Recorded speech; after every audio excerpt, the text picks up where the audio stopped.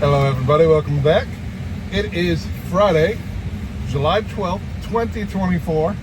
We are 63 days away from taking off for our trip, and that is 9 weeks. I am always excited, but I'm always more excited on Fridays because it's the weekend. Woohoo! Sorry to anybody who has to work on the weekends.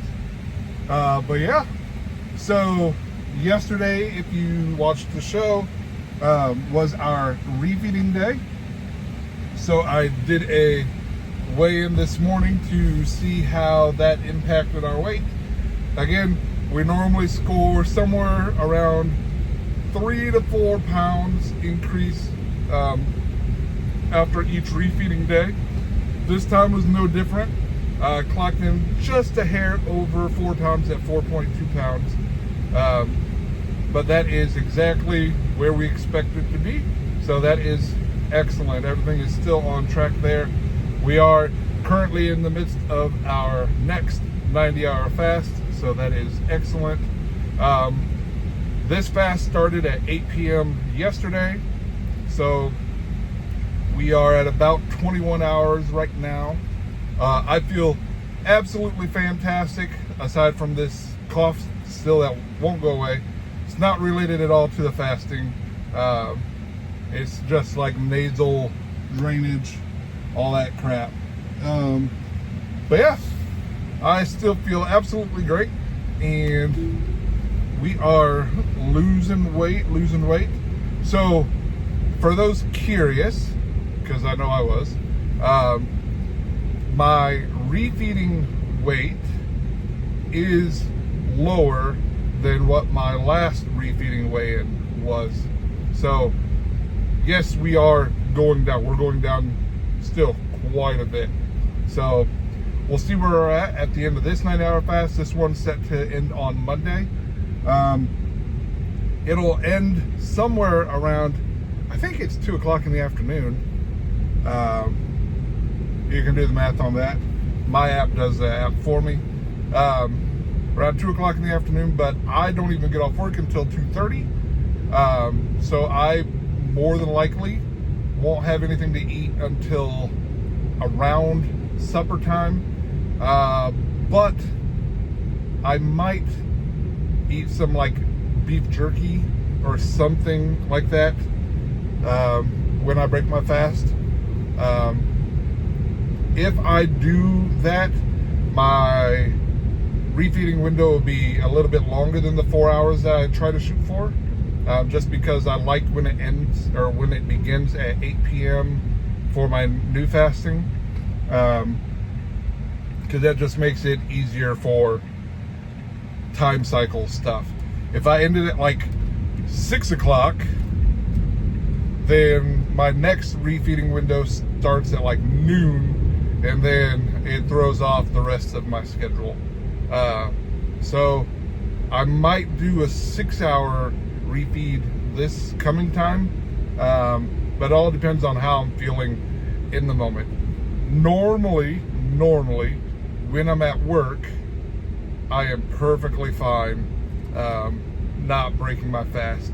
It's when I'm home, bored, nothing to do, and watching food videos that I get the urge to break my fast sooner. But we'll see how that goes.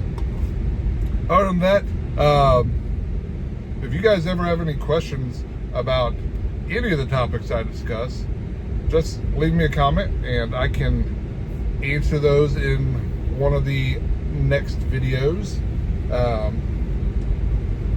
But yeah, I don't really have much else exciting going on at the moment.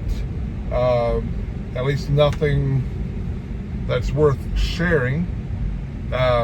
Like I said, we are 63 days or 9 weeks before our trip. I do have an eye doctor appointment scheduled for August. That'll give me my new glasses, which will be great to have in time for the trip so I can see everything clearly. I can see clearly now. But yeah, that'll be nice. Unfortunately, when we are going on the trip, will be just before the new iPhones ship out, I think.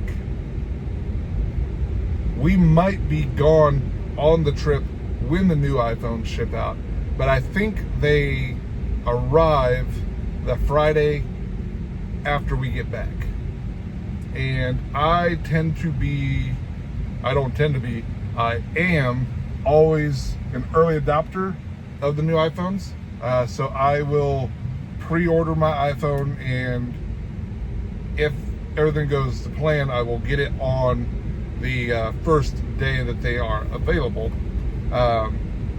Right now, my current iPhone is not doing as well as I'd like with the battery life. I did not have this issue with the other iPhones I've had in the past. This is the iPhone 15 Pro Max that I'm recording on right now. And my battery health is at 92%, I think. And I got the phone day one. And I don't abuse my phone or anything like that. I don't really put it through that much. Outside of recording these videos, doing some photography here or there, nothing major, and then watching videos like TikTok and YouTube on my phone. I don't really do much else with it. I don't even play games on it except for very rare circumstances, like getting bored on an airplane. That'd be a time I'd play a game, and even then I rarely do. So I'm not exactly sure what is different this time from the previous iPhones. So it's got to be something to do with the phone and or the battery that came with the phone. But I didn't have any real issues until I started with the iOS 18 beta software that I'm on. I think we're on beta 3 now, but before beta 1 I was fine with my battery, and since then I've had issues. So maybe it's got something to do with iOS 18, but I doubt it. Looking online, it seems like it's a more widespread problem, and that's not ideal, but it's still considered a good battery because the battery health is at 92%. I don't think it's, I forget what the cutoff is. I think it's like 80% or something like that for what they consider a good battery. But yeah, so I am looking forward to the new iPhone because I need the battery life back, but I'm sad that I'm not going to have the new iPhone prior to our trip, because taking pictures on the trip with the updated camera would be awesome. But it is what it is. We'll have the new iPhone, we'll have this year's iPhone when we go on next year's trip, so that's okay as well. But it's probably better that I don't have the newest phone when I go on the cruise anyways, because then I'd be super concerned about damaging it and all that stuff.